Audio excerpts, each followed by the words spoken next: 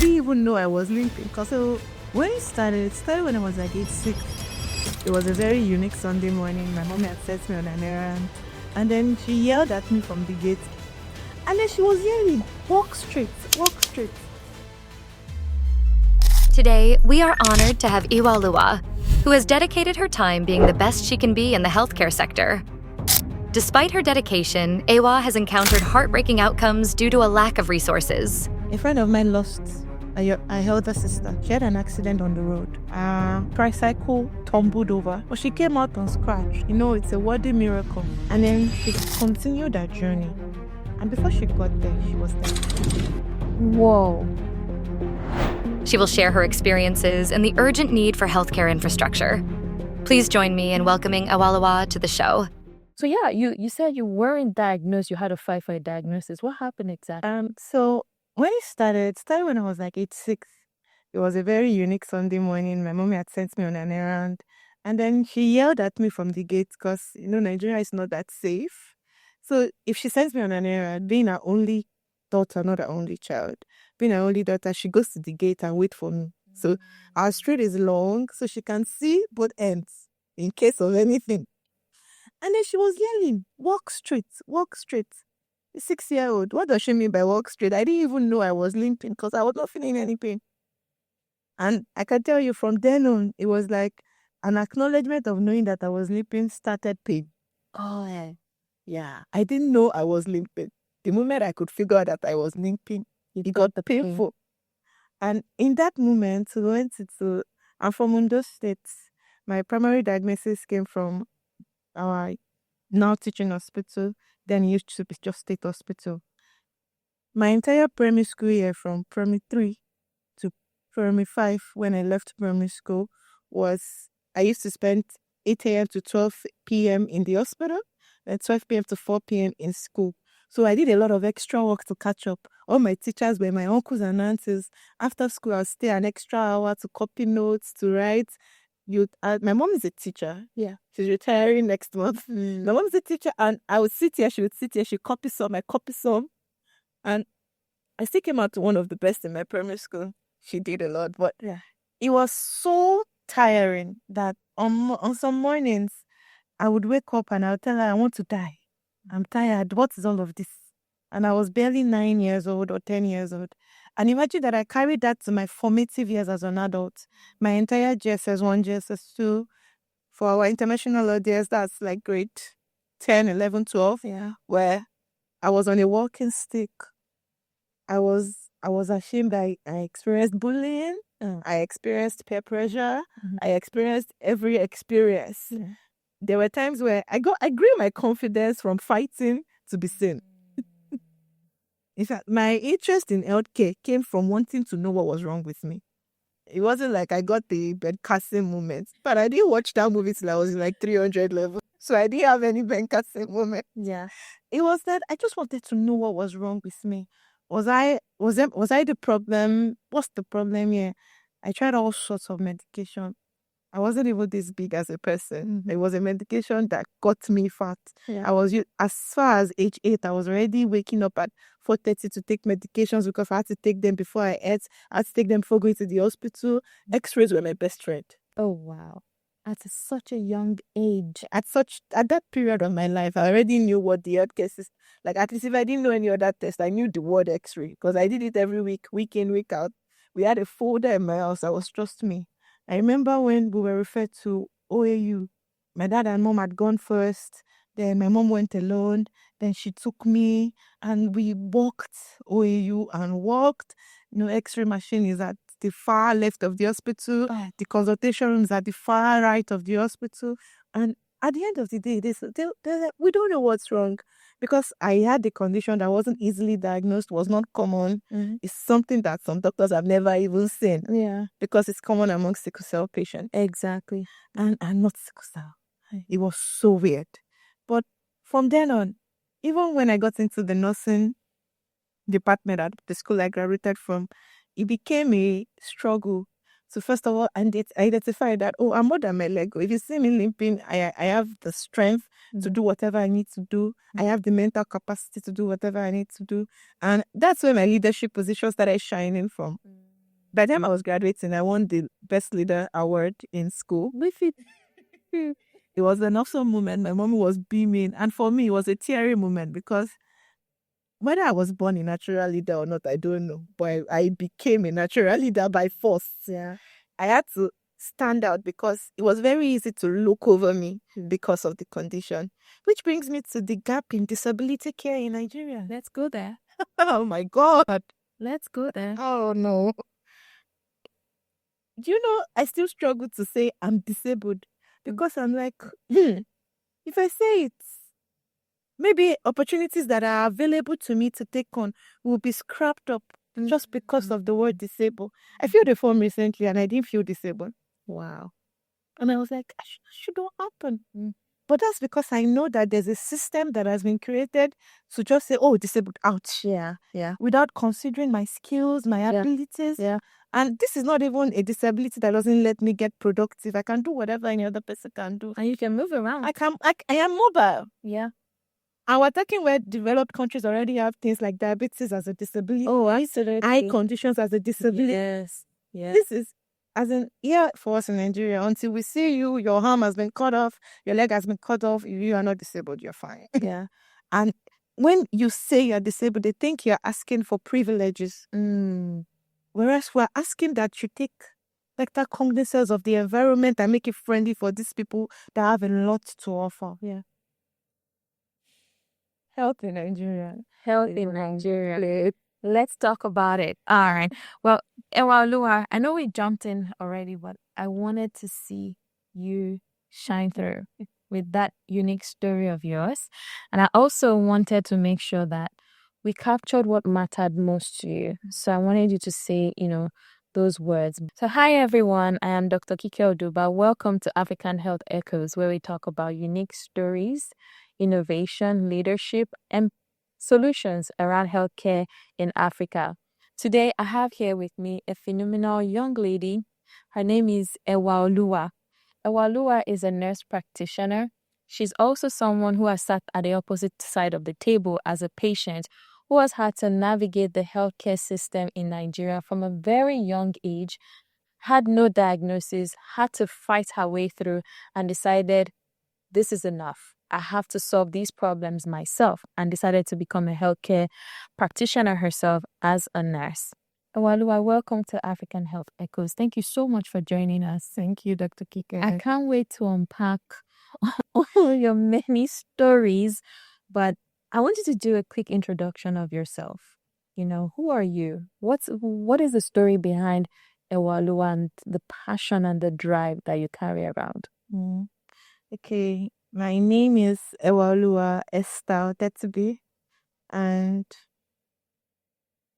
well, I'm a nurse. I'm also a midwife, and I arrived at that position by situations of life. I think if I didn't experience any of this, I would probably be a lawyer. I like to talk, so probably I'd been a lawyer. And you'll make a fine one at that, I'm sure. I am sure. Look at that confidence.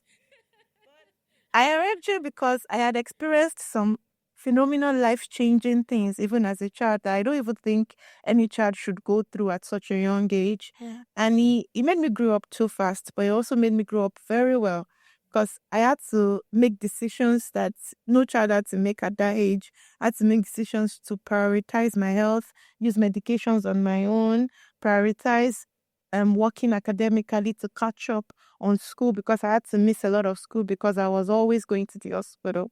And it brought me to a position where I started to care more about what we do in the healthcare system. And when I was going to seek admission, I was offered a lot of courses. I got to 3 different schools with 3 different courses. I think only my school offered me nursing. And then it was still new to even do nursing at the graduate level, because what we have around in Nigeria a lot is School of Nursing. And I was going in as a 15-year-old, going into the university, doing nursing as a graduate course. First of all, that one, another story. But I was going there. You were 15 and going to graduate school, not even... Oh, no, not graduate school, sorry. Graduate school wrong. Undergraduate. Undergraduate. I'm like, wait, are you a genius or something? No, I'm not. But undergraduate school, that's the regular age that an average Nigerian teenager goes to school, 15, 16, 17. And I had even fought my way to going to school. That's a different story because the doctors had told my mom that she shouldn't let me out of her sight because of the condition. So I was tethered to her. If my mom was traveling, I was going to follow. If I have to be home alone, they didn't trust that I could move from here to there without being held. And for me, it was really difficult. I saw every other person around me do better things, and I felt, I don't know if the word is useless, but that was how I felt. And I guess that was when two aunties came together, and I'm like, okay, I need to figure out how to not let another person feel the same way, and how to also not let myself feel the same way. And well, nursing was preached to me as a career that cares for people, and I'm a naturally caring person. So we just met together at the point, and I arrived at being a nurse. But I can tell you that the challenges have been serious. Even right now, the challenges that we have in healthcare in Africa, in Nigeria, it's momentous, if All right. such a word. Let's talk about it from your own perspective. Tell us your journey from when you entered into nursing school, you graduated, and then got a job and started practicing. I know you had stories around having to go even into the market to help people. You also had a unique story about one of your patients whom you lost due to lack of monitoring of her vitals. Can you give us some of those stories and tell us how you've navigated the healthcare system as a provider now, not as a patient? Okay, so as a provider, I'll share a few stories. My first experience was when I was in 200 level, and that was my first encounter with the ward. We had new students, we were bubbling in our uniform. We entered the ward, and you would not believe this. My first experience was a death. We entered the ward and we saw them doing CPR, and I was like, what's going on? Why do you want to break this person's chest? And then she died. And you would think it would stop there. Before I left the ward that day, I resumed at 8 a.m. and left the ward by 3 p.m. We had lost 4 patients. And that was the very first marker for me. It was that I almost fainted and I did not faint. And the boldness came automatically. But the problem was that, as much as it pains me to say this, most of those people would not have been lost if we had proper emergency response systems. You know, a 30-bedded ward, 2 nurses. Imagine that one of the nurses is pregnant, so you actually have 1.5 nurses. Wow. And then there are 5 new student nurses that are clueless. This is 200 level first semester. We are just entering into the profession. We were just taught vital signs. So the only responsibility they expect us to check is to know how to do vital signs. We didn't know anything. There was no way we could help. The doctors were on ward round. There are no emergency call doctors even on the ward. There's no defibrillator. Our emergency tray is serving another purpose. There are no adrenaline. And I'm like, okay. So I thought maybe it was the word, maybe that word. But that was my experience as I went across, even at hospitals that were not where I trained. I ended up working as an intern in general hospitals. My worst experience there was when I worked in a children's hospital as part of my training as an intern. And we lost babies, we lost children of all ages, across all ages, because we don't have adrenaline, we don't have ketamine. I'm not proud to say this, but we don't even have a glucometer. Oh, wow. Wow. Imagine running from In an emergency room. in an emergency room. It's not working. Wow. And even the one we had was bought by a nurse. It wasn't that it was provided. It was bought by a nurse out of her own goodwill. Yeah. She bought it, but she can't continue maintaining something on a major salary. Yeah. So it's no longer working. So imagine if they needed a glucometer on the ward. And general hospitals are supposed to serve the poor, right? Yeah. It's supposed to serve the public, not the elite. It's supposed to serve the public. And then the public, imagine having to tell the public that they need to go buy a glucometer to check their child's blood glucose for a child managing diabetes. And it skyrockets because you can't stop a child from taking sugar. You can stop yourself. You can't stop your child. Even if you are not there, they will sneak it in. Mm-hmm. And then one of the most closest to home, when I was called in, I shared the story. This happened last week. Oh, wow. A friend of mine lost her elder sister. She had an accident on the road. Tricycle tumbled over, but she came out unscratched. It's a worthy miracle. But it was also an important point where she needed to get into an hospital and get checked, right? Mm-hmm. So she didn't get into an hospital because she was not scratched. She wasn't feeling anything. And then she continued her journey. And before she got there, she was dead. Whoa. Wait. When that accident happened, there were other people involved in that accident, no? Other people. Was there emergency services to attend to those people? No. Everybody just went up and left the accident scene. I did not break my hand. I did not break my leg. Fine. Oh, dear It's a God. normal thing for us in Nigeria. If I fell on the road, I'm going to say something. It's in the developed countries that if you hit your head, you have to go and check. Go check. Like it's a concussions, right? I can't count the number of times I've hit my head. I stood up again. I've stood up again. Wow. If I feel dizzy, I go back and lie down. But we know that concussions can lead to something else. But I know that if I step into the hospital, and it's something that I was so sure of, if my friend's sister had stepped into an They would have hospital, noticed. they would not have attended to her actually. Really? Because she doesn't have a pressing She doesn't physical emergency. Yeah. So it was bound to happen anyway. Anyway. Oh, dear God. She would have needed to get into the elite hospitals on the island. For them to check. Coming back to the island, we were just talking about this. Yeah, I was there. We were just talking about this, how where you are located also matters. I mean, if you decide to live on the island right now, you probably, whether you're rich or poor, you probably have more access to healthcare compared to people on the mainland. Yes. And the mainland is even way more populated than the island. I have a story concerning the island. Now, does it mean the people on the island, even if the doctors, because you said if she walked into a hospital, they would have sent her back. So you're saying the doctors on the island are better trained and more sophisticated? So what made it different? Like if we both entered two different hospitals, one on the island, one on the mainland, you're saying the one on the island will figure out that she's had, probably a concussion and she's probably, at risk of dying compared to the one on the mainland? That question speaks on being overworked, understaffed, and generally just being so stressed out. I'm not proud to say this, but you know that I would probably have turned her back to attend to someone that had a cut. I understand that. Not because I intentionally want to turn her back, but because I can see someone bleeding. I can't see anything physically wrong with her. I would tell her, hold on. I may not send her back knowing that, she just had an accident. Please just wait for me. But imagine she had to wait 3 hours while I have to go stitch up or get a bed for somebody that had an amputation or that is currently bleeding, even though she is more emergent. But because I can't say it, the hospitals where I worked, we don't have a CT scan or an MRI scan. Yeah. So even if we're going to pick it, we can't pick that with an X-ray. Yeah. Let's assume that she had a cerebral edema. It won't be picked on an X-ray. Meaning that she has to drive to the island, actually. She has to drive to the island to get that test done. Wow.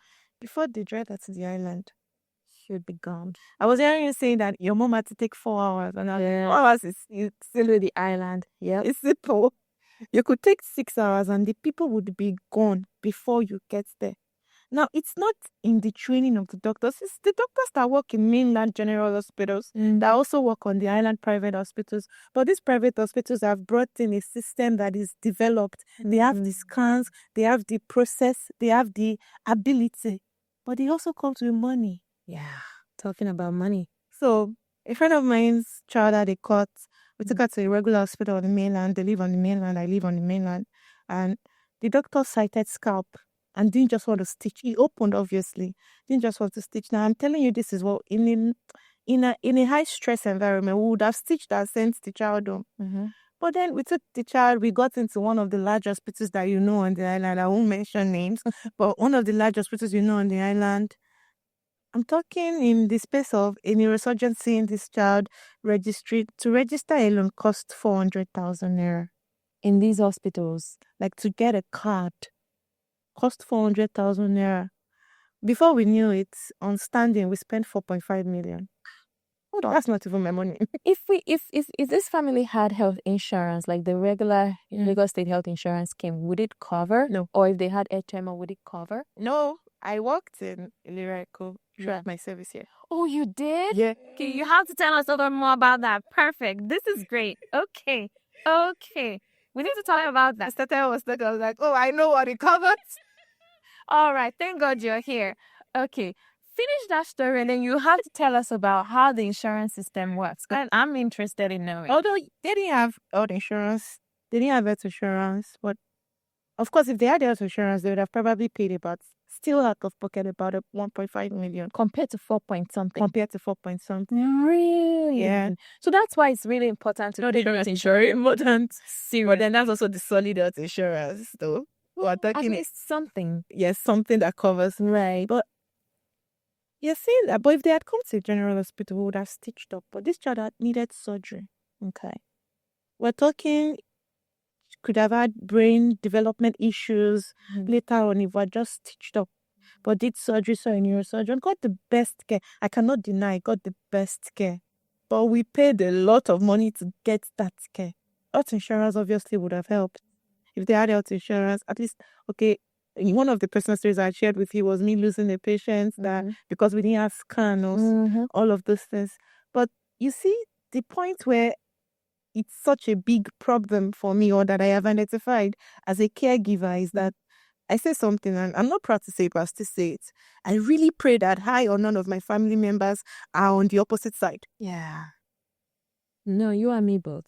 Currently, I look sophisticated, but I'm not rich. If my friend could afford that, I can't afford to pay 400K out of pocket To rent I will that call like place. these people. And I mean us. So yeah, healthcare providers are not well paid in this country. No, I'd rather call maybe some of my tech friends. I need a millionaire right now. Wow. For me to afford that kind. So your tech friends make money than No, they don't make money. They want money. We know. But being a caregiver in Nigeria, I think the word alone, caregiver in Nigeria, is a high stress situation. Then a caregiver in the public sector. Wow. A more high stress situation for you, a daily stress. And that's why we now have people that don't care anymore, that just do it as business as usual. Because they've gotten to a stage in their life where they no longer see results or impact of what they do.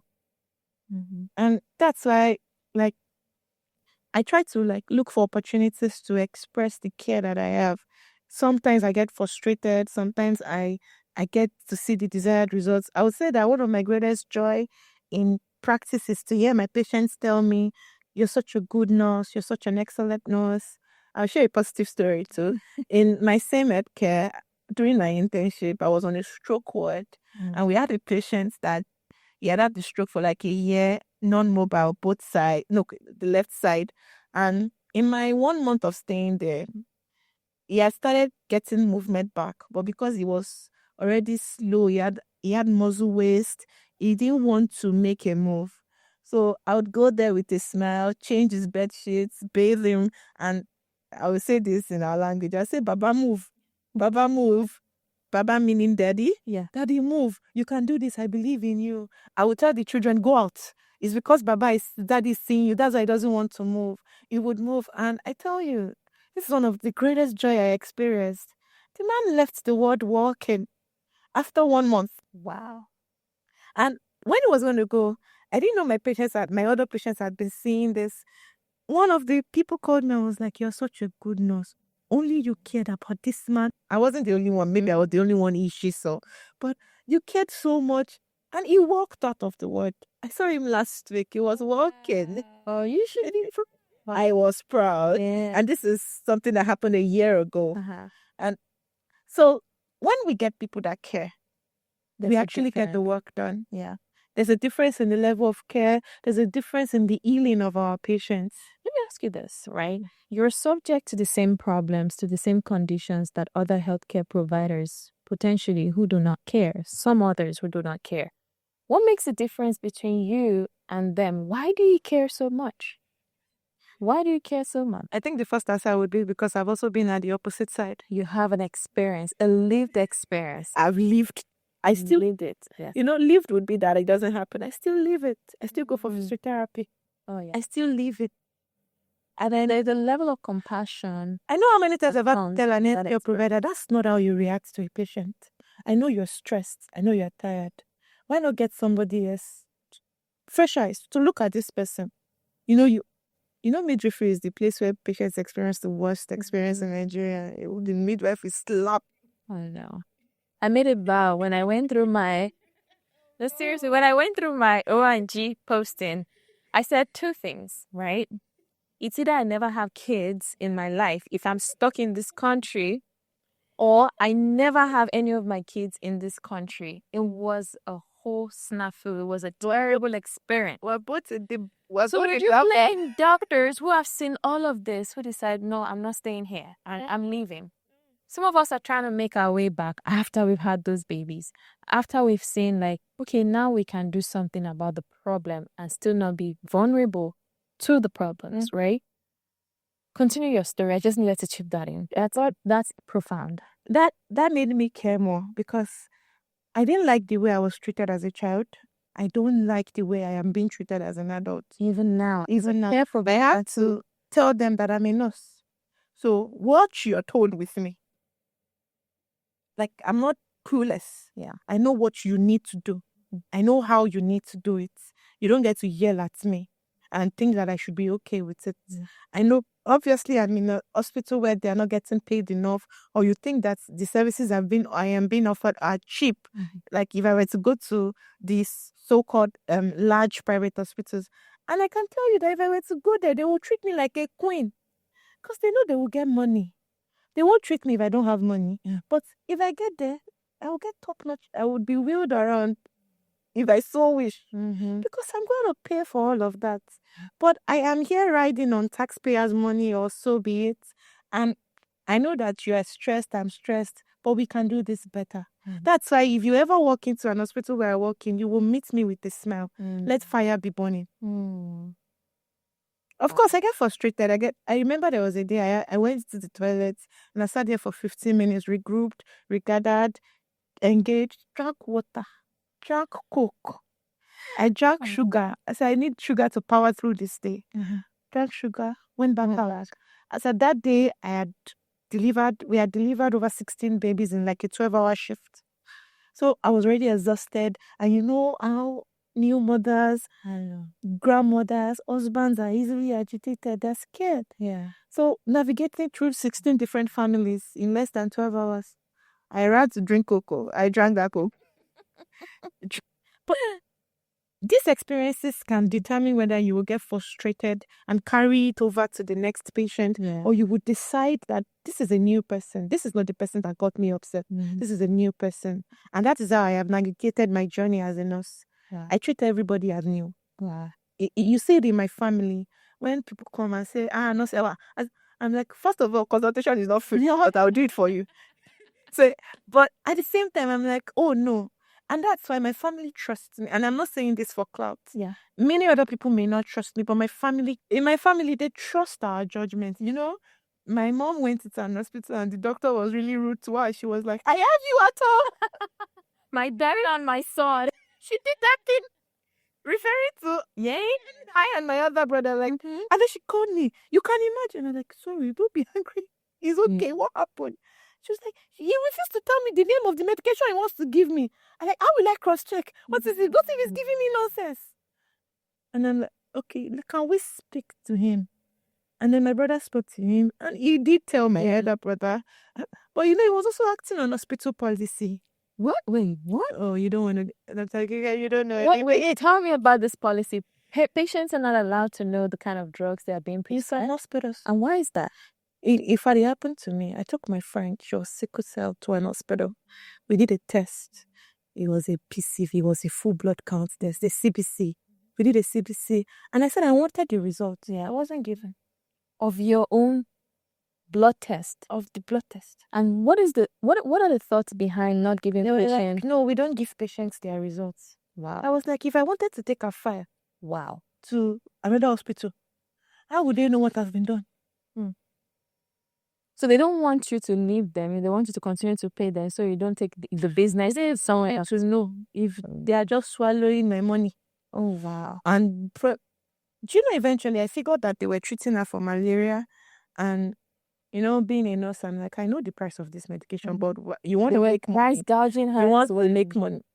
Wow. And that's a lot of corruption going on. Until one day I asked, and by maybe inappropriate news, I heard that, oh, they have to multiply it times 3, they add another extra 1,000, and that's why they will not show you, and that's why your admission package comes with pre-medications. That's why they won't write it for you to go and get outside, because they get more money that way.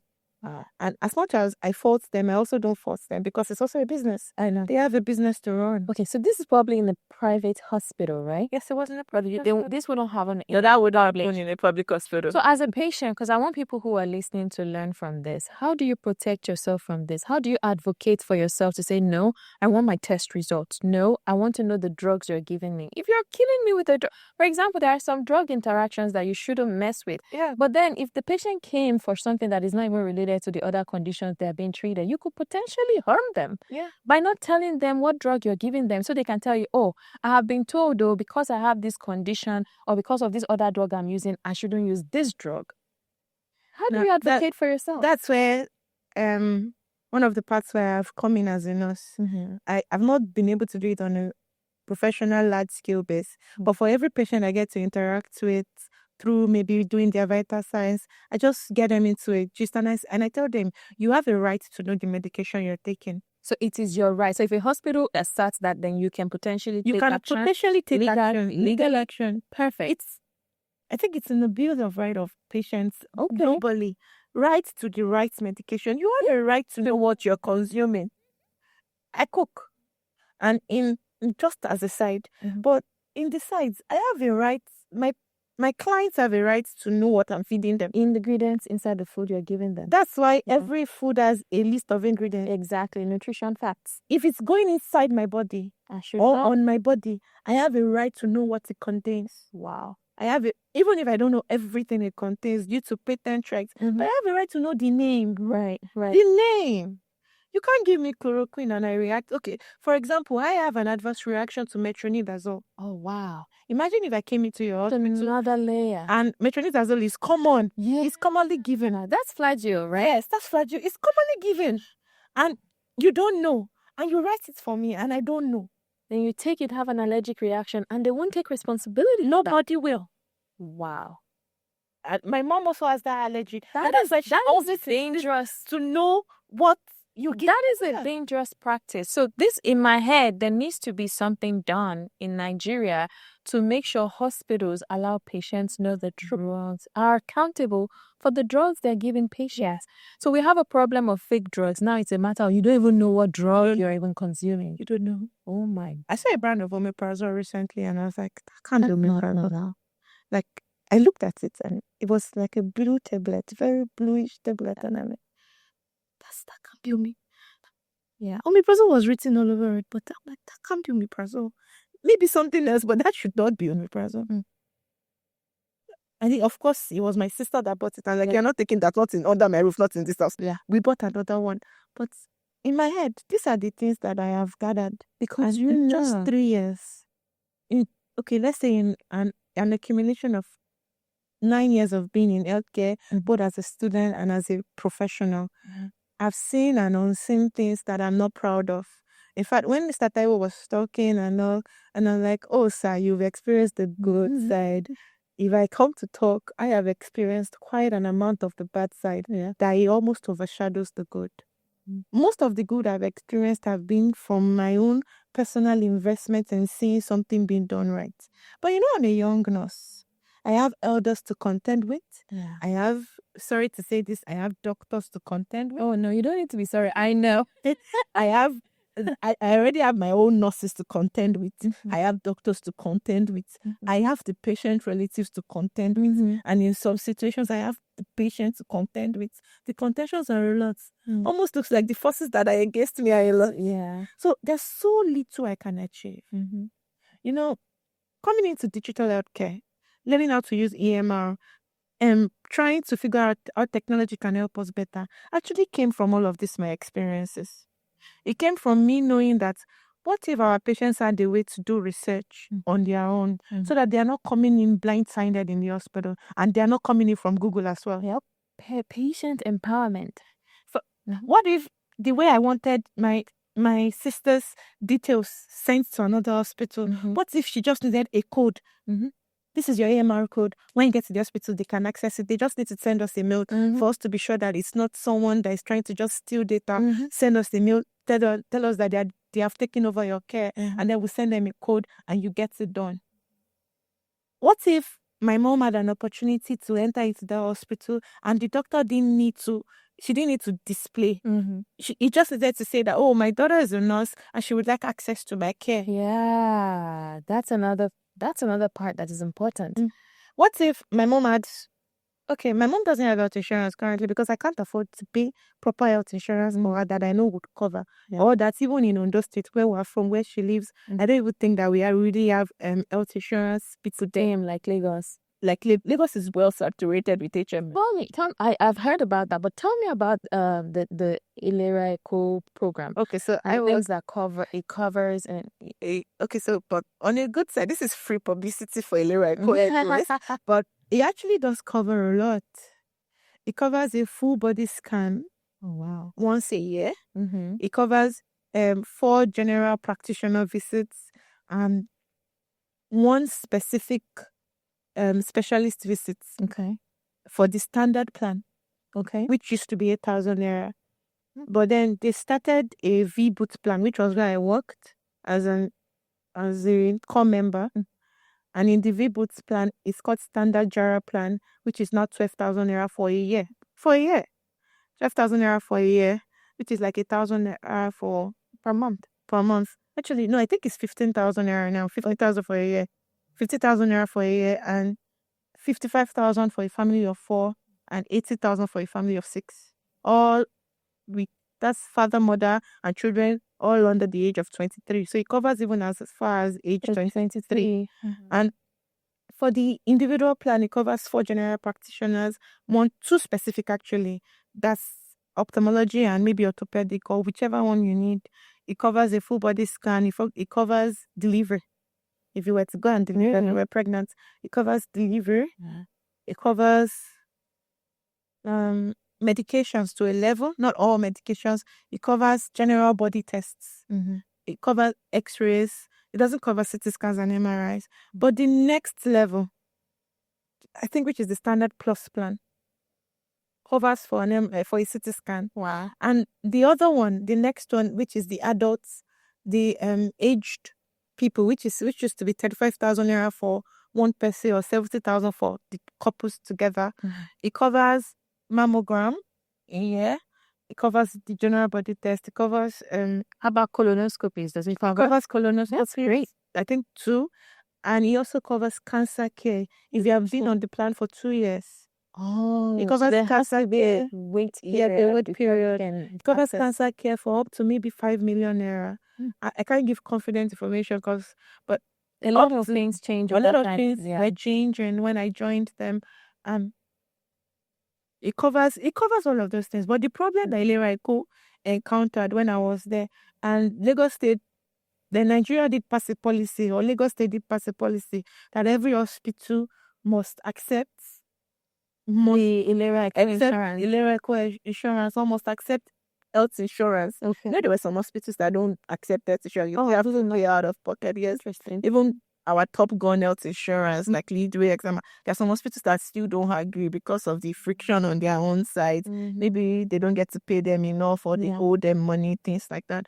But it was like so that we can have the average market woman have proper access to healthcare. And where I worked was the V-Boot plan, which is a standard Jara plan, which was a telemedicine boot. Wow, that explains why you had to go to the market. Yeah. Call all the market women to come into. I was in the telemedicine booth, Mhm. and it was in the market. If you pass through Kitty, you will see my boots. That was where I was. I'm no longer there, but that was my boots. Like is in the market, it's in the Mhm. garage. So what the goal was to get people that had little or no access to healthcare, or people that would naturally not go into the hospital Yeah. because of cost or because of the time, and not just come in, talk to me. 15 minutes, you've seen me, you are gone. 15 minutes, 20 minutes, you've spoken to the doctor, you're gone. Again, free publicity for Mhm. the Wow. and that health insurance scheme is good, but the challenges are a lot. What are the things? What are the barriers to getting this? Barrier Right. being that while they have access to the telemedicine, there's little I can do as a telemedicine nurse, and even as a nurse, just staying in that booth. Then there's little, okay, not little, but the doctor, many of these people come in with high pressure cases. You want to see high blood pressure, and then we want them to do follow-up care, which we can't provide. So that standard general plan also allows them to register under an hospital, and it will still be the plan that will be covering for the cost in that hospital according to what their plan covers. But the problem was getting those hospitals to accept that plan. So the hospitals did not adopt a layer of code, No, even though the population the had it. population So knows. the government, how did they fix that? That's where the policies come in. But you know that for a policy to be implemented in Nigeria, you have to go from pillar to post. Like you will go to on my street alone, there are about 5 private hospitals. I can't go to any of them. my dog will not go to any of them. Oh, I'm wow. talking one small building. Yeah. In fact, there's one. It still amazes me till today. It's a 3-story building. The hospital is occupying a 2-bedroom flat. And on the services, you see obstetrics and gynecology, ophthalmology, and like in this same space, you can offer like 12 different services. Yeah. In this reception, ward, doctor's office, lab. So one room. How many beds do they have? One. Just one. Wow.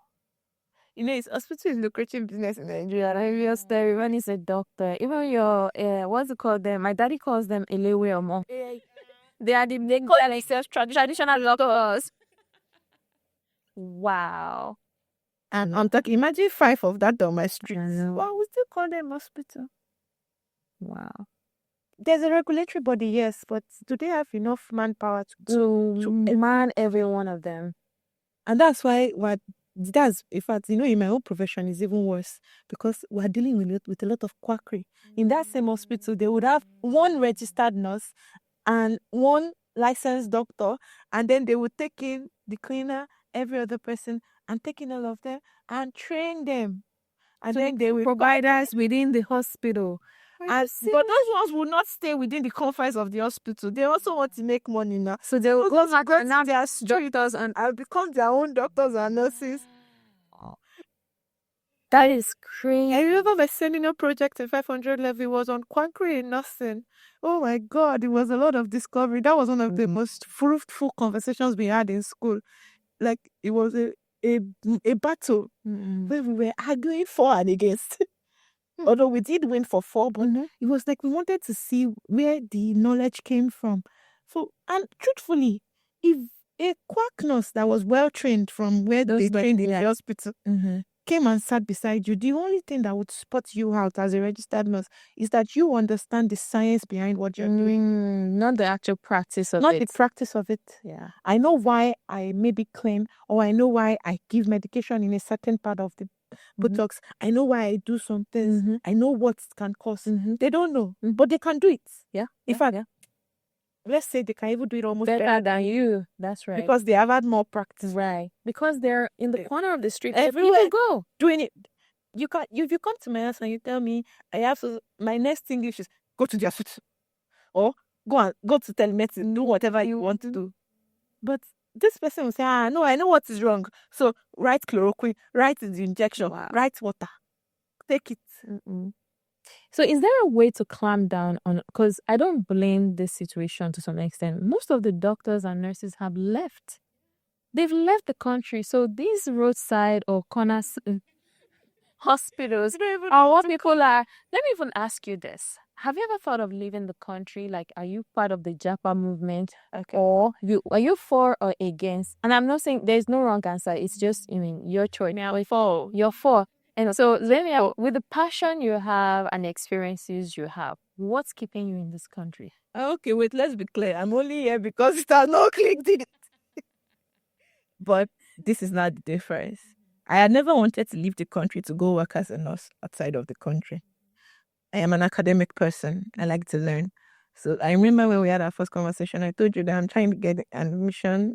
So I'm still working on All right, for PhD practice. And so I've always been an academic person. So the idea of continuing to live for work, like I'm working here, I'm slaving away, and then I'll go there, I'll continue the work. It was never in my plan or my journey as a person. So that's why I've not left. That's one. Number two is also that I believe that even here, we can do better. Yeah. Of course, the jackpot is affecting me. So why can't I jackpot you? I had a recent experience when I was an intern. There were 12 nurses on the ward, and 4 of us left in one day. To jackpot? Yes, to jackpot. Wow. And they didn't even do the proper 1 month notice. No. We just noticed that she didn't come to work today, she didn't come to work tomorrow. You know, Nigerians have an etiquette now. If your friend goes to do knotless braids or lock her hair, and then she's off WhatsApp for 4 days, just know that she has traveled. Are you serious? Wait. What is it about the knotless braids? In fact, I just had my braids done, and I specifically told the lady, I said, do not do knotless on my head. I don't know what that is. I don't care about it. Just give me the old-fashioned braids, and that's it. And that's what I got. So tell me, are they? No, first of all, it doesn't pull at your roots, but Yeah. But on the flip side, it's that it's more durable. You can carry it for a long time. You can carry it to settle where you are. Thanks for the tip. Now I know to take the knotless braid. If your friend disappears for like 5 days on WhatsApp, like you're trying to reach her, she's not there, she's not sick. Your friend is like she's no longer in the country. Oh wow. So that period she was on a flight. She will call you and you're like, where are you? Are you here? My sister. In Canada. I saw we see her more. I don't date Canada. This last week. It's so common that it doesn't offend anyone. You're like, she has gone, he or he has gone. And imagine we're 12, we're already understaffed at 12.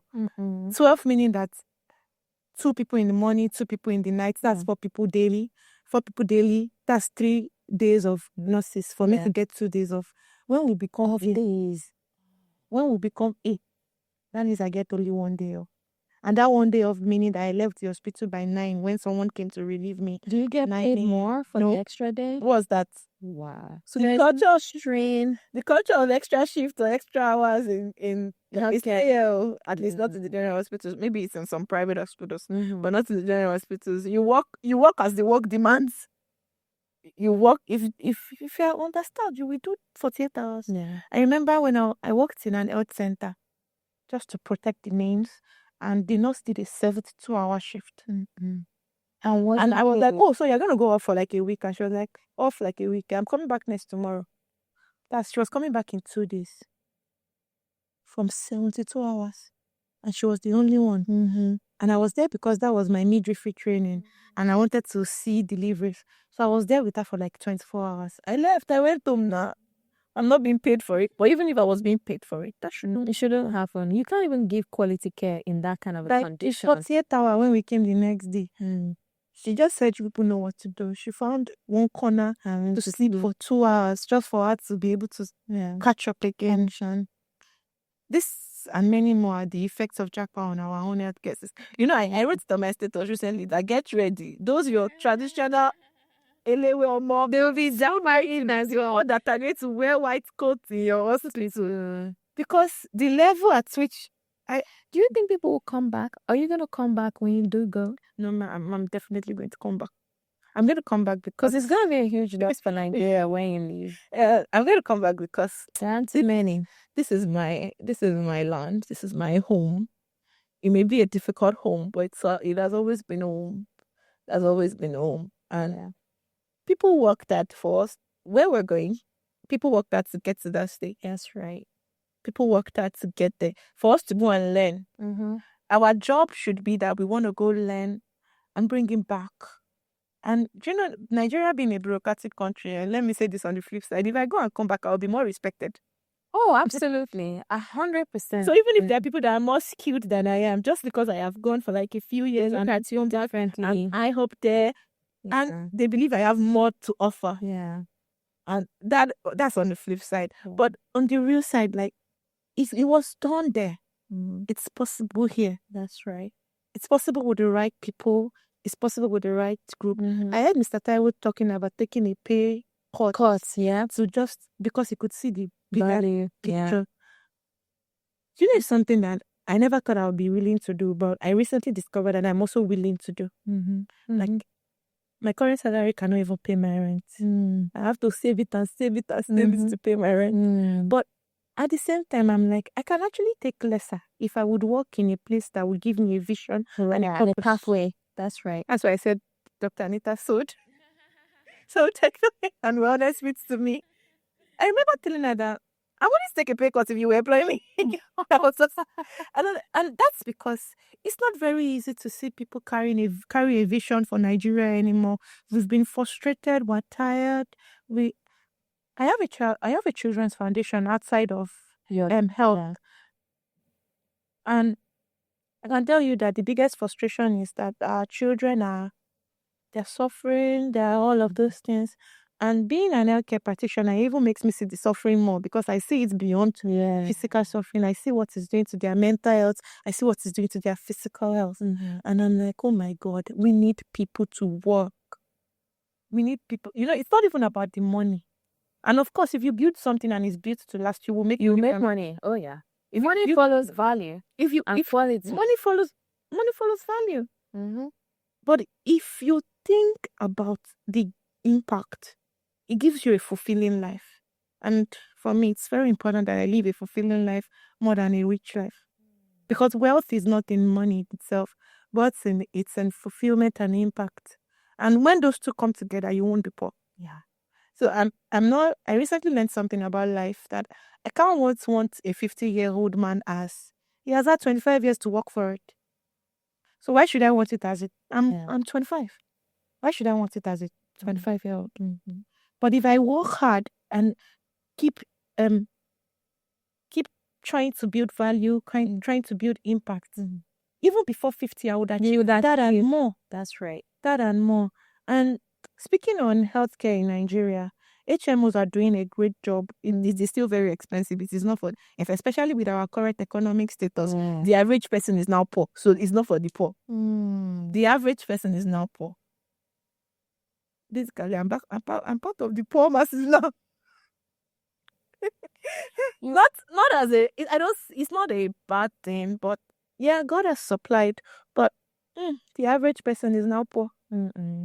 At least the things I could afford in 2023, I can no longer afford as a necessity in 2024 without considering it.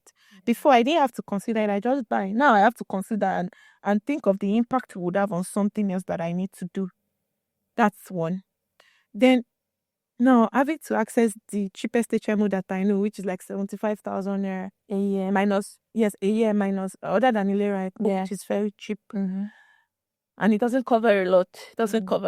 So what is the difference? So Ilera Eco and the HMOs, which would you pick? Like, is Ilera Eco good enough? Because it seems to cover a lot. It's good enough, but I'm concerned about the hospital accepting it. That's right. Actually, that's my only concern. That was even that has been the focus of, the organization that runs Ilera Eco is Lagos State Health Management Agency, LASHMA. That's the focus of LASHMA, that hospitals have to be able to accept what we can offer. The government is the one that's going to pay this money. Like, let us help the masses. Don't be so profit-oriented. The healthcare system, maybe when it started many years ago, was care-oriented. Now, it's more profit-oriented, and that's why people just want money. We're not thinking impact, we're not thinking value, we're not thinking... before it was hospitals that used to organize outreaches. Like, they would get up and like, free screening. Yeah. Now, if an hospital does free screening, they are looking for No cost. You know, they will tell you that you will get the card for free or you will pay for the rest of the services. But before, they would go into communities and give out drugs, So those do not exist anymore. Maybe in the same scale area. Maybe it still exists, but now individuals have to run or champion the cause. Oh, wow. Like if I want to do an health outreach or my church has to do an health outreach, we'll write letters to companies. They may or may not answer us, but we'll buy the drugs. It has to be like a religious body initiative or a non-governmental body initiative. No profit-oriented hospital would do it just like that. Religious bodies are probably doing it just to give back to the community as a CSR. Non-governmental organizations are doing it as part their KPIs or whatever it is they feel to offer value to the community. I don't think an hospital is doing it to offer value. Wow. I don't think it's. I totally. See and hear what you're saying. It's like the value system in healthcare has shifted. Yeah, and that's trickling down to all of these problems we're saying. Not accepting the Ilera Eco. It looks too cheap. It looks too cheap. Not being It's just crazy not being able to accept certain amount of money for people to even get registered in the hospital, and then essentially putting doctors and nurses and other care providers under such a heavy workload without paying them more. It's all about making more money and increasing profits rather than the actual care delivery to the masses. I had a conversation yesterday. I just wanted to chip this in, and I and my friends, we live together. And we're talking and we're like, oh, our professional CEO. I said, CEO, all the way. CEO, definitely. Yeah. And they're like, I said, why? I said, because as a CEO, I will make more money. Yeah. The health professional will work for me. And we open a hospital and put them there and pay them salary. The original money comes to me. Even when you shared with us on Technovate, or now the people that made the Flow app, the way you were living, I was like, no way, I know, right? And then I thought about it further for me. I was like, that's CEO practice. It made sense. That's CEO practice. It made sense. So if I was what would spot an hospital that I would run as a nurse would be my care, right? And that's what makes the difference between us. What would spot an hospital you will run would be that you are thinking of care. Yeah. Because you're already a doctor, right? But let's say a tech enthusiast opening an hospital, they are thinking of money, technology and the money. They are maybe employing you to think about the care. But if you are underpaid, you won't really think about the care. You just want to go to work, do your own, come back, go back to your house. And that's why you may now be making CEOs out of doctors. Well, who now want to bring back, their medical expertise into the business side. I think this probably could be a solution whereby healthcare providers like you are empowered. When money is not the problem, you have the tools, you have the expertise.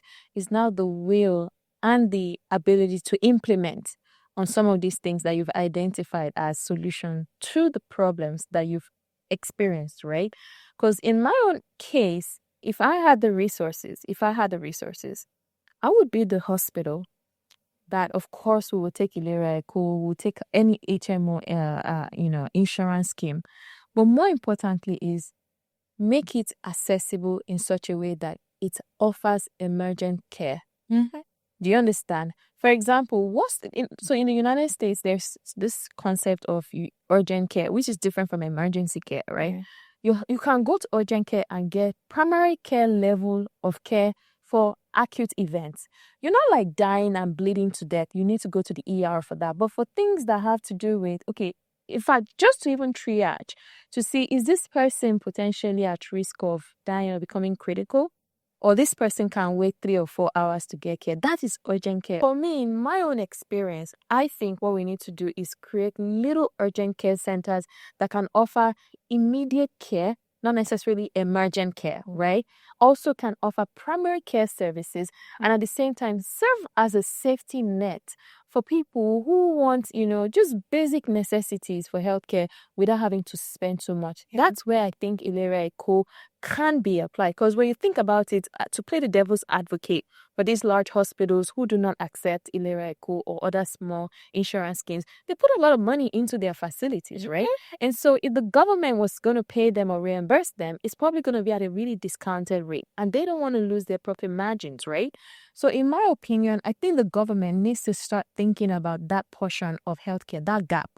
Let's create little urgent care facilities. It doesn't have to be fully catered, but has very basic things, has x-ray to quickly check on some things. Like somebody has like a broken bone, we can quickly say, okay, this person needs to go to the hospital. This person needs to go to the emergency room. This person is fine. They can go home, you know. And at the same time, it could double as telemedicine hubs, whereby there is a doctor there who can immediately assess and do like a quick prescription or order for labs, and the person is sent on their way home. What do you think about that? That's actually what my virtual board was trying to achieve. To be an urgent care center. But I think that what would help them to achieve it better would be to work with maybe, first of all, funding. You know, funding is important. Oh, yeah. And they did that in conjunction with Stellenbosch, actually. Mm-hmm. But that would work with, permit me to use this as an example. You know, a company like Wellness Suites that already has a standard operation of group therapy and all of those things that can just do quick referrals. Like, okay, you know what, stay at home. Yeah. Or you will make a phone call through this person. Right. You will get into a group call with this person. Or you will get this delivery done. Yeah. Or you will need to access this level of self-care for yourself. They would do it better if they had someone that already had a plan for it. Yeah, I see where you're They saying. would So do it's it about better. partnering. It's about partnering. Public You know, partnerships. Governments are recently learned they can't do it alone. They can do it with partners. They can't do it alone. They can't do it with partners. And that's why coming back is actually something I look forward to. Like, if I do get an opportunity to go, I will come back to bring whatever it is I can call innovation back, and hope and pray that it would be adopted. I remember when, I don't know if this will be cut or not, or you decide. We can cut it off if it's something that you don't want to No, put it's out not. there, but It's actually, it was like, I was having a conversation with Dr. Anita before I was sold, and then she was talking about how she has had a lot of stressful points just trying to access the key factorial people in healthcare to even have a conversation with them. And I understood perfectly. Because I'm like, if they cannot see where they are going to get a personal gain from it, they won't. Mr. Taiwo said the same thing. They won't agree. He said the same thing. If it doesn't in any way benefit them financially, it's hard. Financially or personally, they won't agree. But imagine if we had doctors that care, nurses that care in those positions where once an idea comes, they're not thinking money. What's in it for me? They're thinking value. They're thinking impact. They're thinking, wider reach. As you know, for me, once I hear wider reach, I'm like, as in more people. As in less people with more troubles. We can reach more people. Help bridge the gap. Anything that is just bridging the gap, I'm up for it. But I think it's also an impact of the value system you spoke about. If our value system has been turned around, we would think money rather than care or impact. But urgent ops as something I've thought about, and I recently started thinking about it a year ago. Why? I had a physiotherapy session. I spent 6 hours waiting. I can't afford a private hospital, so I was doing it in a public hospital. I spent 6 hours waiting, and I still did not get it done. Oh, wow. Not that I am not mobile without it. Very but you need it. But I just wanted to keep up. For the longest time, I didn't do it, and I was all right. But I just wanted to keep up.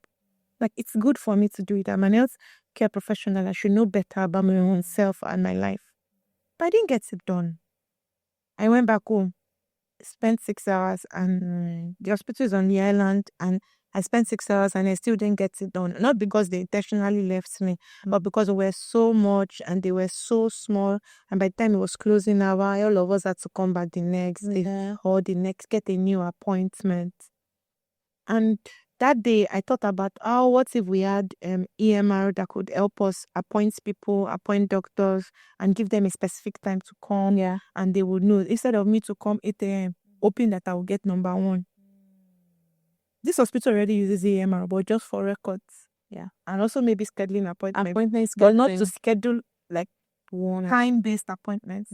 So it even shows an opportunity for us to expand in our electronic medical records reach. Where what if it's so solid enough that it can work like an AI? It can tell you, don't come in yet. There are a lot of people on ground. Right. There's like logistics and operations management in the back end.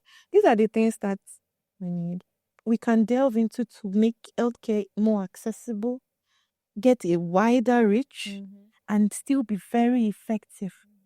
And at the same time, you will make your money. Yeah. There's no way you will do this and the person will not pay, or something will pay for it. Yeah. But if we're focused on only all of you gather, everybody gather, you number 1, you number 2, you number 3, you number 4. By the time you get to number 10, yeah, if I'm the physiotherapist, I've pressed 10 people in like 5 hours, I will sit down. And I'm not saying this as wickedness. I will sit down. Yeah, you're human yourself. I'm human. Except you want me to be physiotherapist. Like, you want them to do physiotherapy for me too. When you become the patient itself, Yes. And remember my running to the toilet to drink Coke experience? I do remember. There was a time I did faint as a student nurse. I had been overworked. As a student nurse? As a student nurse. Well, I was on a neurosurgery ward. So, it was... I know. My eyes were everybody's eyes. And I had 16 patients. Wow. By the 6th hour, I had not sat down. It was good training. I'm a nurse. I should expect such pressure. But what happened was that the other nurse was pregnant, heavily pregnant, couldn't do much. Just 2 nursing students who barely knew. I was in 300 level. We barely knew much. Yeah. So we were calling her, Ma, this person needs this. What do I do? Okay, give this, give that. It was a good experience. But by 2 p.m., I started getting dizzy. I thought I could power through. I woke up on the bed. Let's just say I woke up on a patient's bed. Wow. I'd fainted. I'd gotten exhausted. Imagine if in that situation where like 8 nurses attending, all of us had... WHO says that a nurse to 4 patients is still... That's not even realistic. Not even in the US now these days. The US made us here a little bit easy. A nurse to 6 patients, 8 patients. It's not even realistic. In Nigeria, it's a nurse to 16 patients, standard. Exactly. Even more, I think, even. No, it's 16 on the ward, like you're a ward nurse. Ward nurse, okay. You're in a clinic nurse, it's a nurse to 500 patients. As many as you can attend to between the hours of 8 a.m. to 4 p.m., they are all your patients. Wow. So there's no demarcation. There's no recourse. Ewaoluwa, this has been a great conversation. Yeah. I know there's so much more to talk about, but he's been signaling to me that we need to wrap it up. But thank you so much for your story. Thank you for what you do. And thank you for being, so passionate about caring for other people. And your unique story and experience of, your health condition is not a mistake, right? It could be a painful process and all of that. But at the end of the tunnel, there's always a reward that comes through. Maybe you went through it so that 10,000 people don't have to go through it. That's a life of sacrifice, right? And so thank you for what you're doing. And I really look forward to us working together on so many other things. There's much more to talk about, so many things to do, but you'll certainly hear from me and us, and we hope to make a change in the healthcare landscape in Nigeria. So thank you so much for coming. I really appreciate you.